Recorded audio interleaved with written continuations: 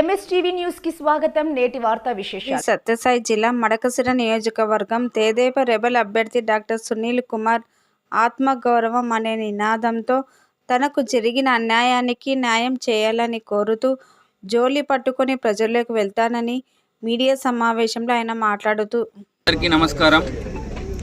నేను మీ డాక్టర్ మద్దనకుంట ఈరన్న సునీల్ కుమార్ మాట్లాడుతున్నాను. మీ అందరికీ తెలిసిన విషయమే, నేను ఇండిపెండెంట్ అభ్యర్థిగా నామినేషన్ దాఖలు చేశాను. అలాగే హిందూపూర్ పార్లమెంటుకి సంబంధించి స్వతంత్ర అభ్యర్థిగా కేఎన్పల్లి సురేష్ గారు, హనుమంత్ గౌడ్ గారు కూడా నామినేషన్ దాఖలు చేశారు. ఖచ్చితంగా నేను మడకశిర అసెంబ్లీ ఇండిపెండెంట్ అభ్యర్థిగా బరిలో ఉంటాను. హిందూపూర్ పార్లమెంట్కి సంబంధించి ఇద్దరిలో ఒకళ్ళు ఖచ్చితంగా బరిలో ఉంటారు. ఈరోజు నేను ఇంత గట్టిగా నిర్ణయం తీసుకోవడానికి కూడా 2-3 కారణాలు ఉన్నాయి. అందులో ఒకటి, మడకశిర ప్రజల ఆత్మగౌరవాన్ని కాపాడడంతో పాటు మడకశిరలో ప్రశాంతమైన వాతావరణం తీసుకోవడానికి నేను ఈ నిర్ణయం తీసుకున్నాను.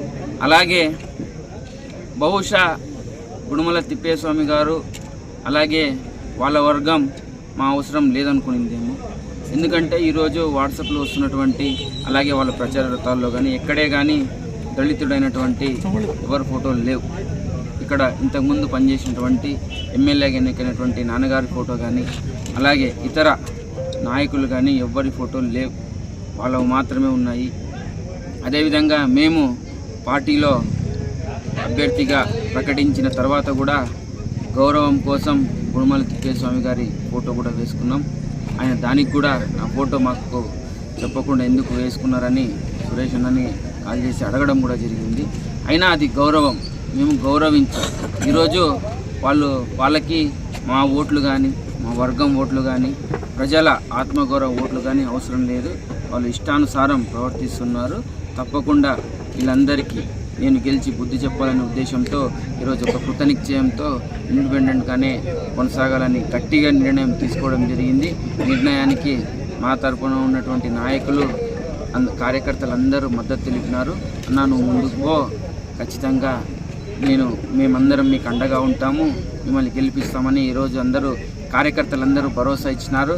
ఇదే స్ఫూర్తితో రాబోయే రోజుల్లో యువత రాజకీయాల్లోకి రావాలని అలాగే యువత తన భవిష్యత్తును తెలుసుకోవాలి, రానున్న రోజుల్లో మనం అందరికీ ఏ విధంగా సేవ చేయాలనే ఉద్దేశంతోనే ఈరోజు నేను కానీ సురేష్ గారు కానీ హనుమంత్ గౌడ్ గారు కానీ స్వతంత్రంగా ముందుకు తీసుకొచ్చి ప్రజల్ని చైతన్యపరిచే ఏకైక నినాదంతో ముందుకెళ్తాం. అదేవిధంగా మడకశిరలో యువతకు అవకాశాలు ఇస్తే రాబోయే రోజుల్లో మడకశిర నియోజకవర్గాన్ని ఏ విధంగా అభివృద్ధి చేస్తామని కూడా ప్రతి ఒక్క ప్రజలకి మనం తెలియజేస్తాము. తప్పకుండా ప్రజలందరూ మమ్మల్ని ఆశీర్వదిస్తారని భావిస్తూ ఇక్కడికి వచ్చినటువంటి వాళ్ళందరికీ మరో ధన్యవాదాలు, కృతజ్ఞతలు తెలియజేసుకుంటూ సెలవు తీసుకుంటున్నాం.